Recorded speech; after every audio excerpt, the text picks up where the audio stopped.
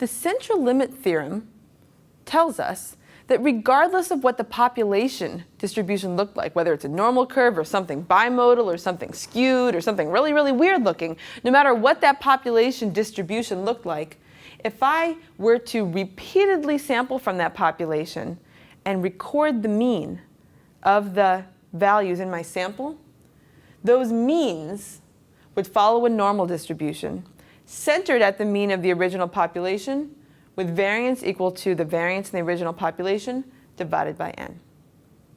The next step is to use this result in order to think about hypothesis tests. Let's use this result to motivate the idea of a hypothesis test. Suppose that my null hypothesis that I'd like to test is that the average height of women in the US is 65 inches. Suppose that that's my hypothesis. Okay? And what am I going to do to test that hypothesis? Well, one thing I could do would be to gather some data and summarize it using a particular test statistic, using a particular summary of that data. For example, y bar. And y bar could be a number of different values. Perhaps it's 64.5 in a particular data set.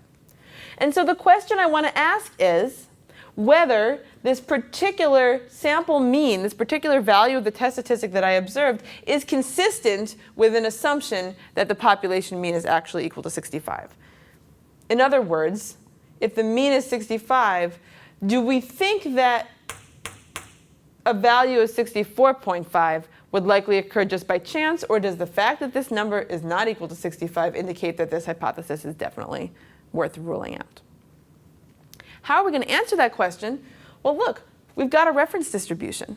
We have a distribution, a result, that tells us what we'd expect to see for the distribution of our test statistic, y bar, when the null hypothesis is true. Our reference distribution is that y bar, if the null hypothesis is true, would follow a normal distribution with mean 65.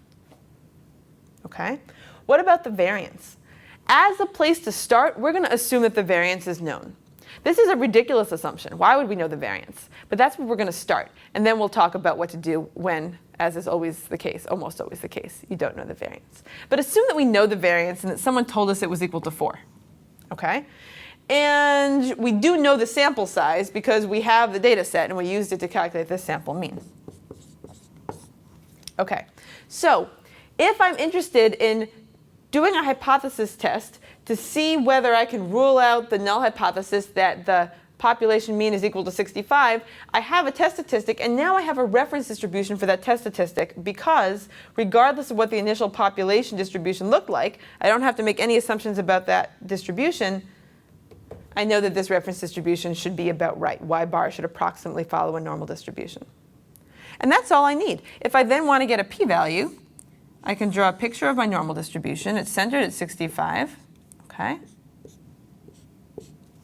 In this picture of the reference distribution, the mean is 65 because that's what we assumed under the null.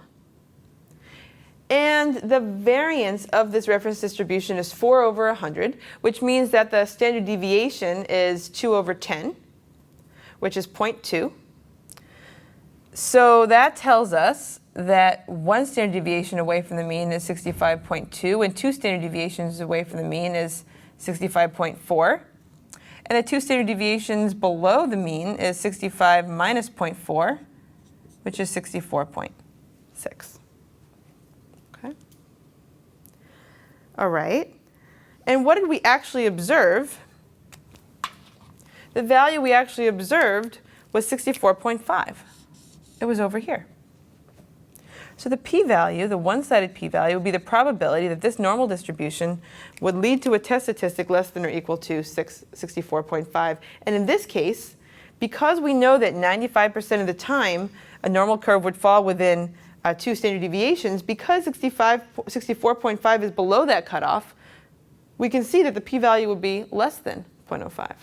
Again, 95% of the time, you'd get a value within 2 standard deviations, which means that 2.5% of the time you get a value greater than 2 standard deviations, and 2.5% of the time you get a value less than 2 standard deviations away, which tells us that when I observe a value less than this lower cutoff, the p-value is something less than 2.5, 0.025, if I'm interested in the left-sided p-value, or if I want the two-sided p-value, it's just twice that, but that's still going to be less than 0.05 because the one-sided is less than 0.025. So there we go. We have specified a null hypothesis, specified a test statistic, come up with a reference distribution just by using the central limit theorem, and obtained a p-value. And that's it. We can do that. This framework will work. However, if you've heard of a z-test before, you know that this is not exactly how a z-test works. A z-test is almost exactly this, but we change the test statistic a little bit so that the reference distribution is a tiny bit simpler. This concept, though, remains exactly the same.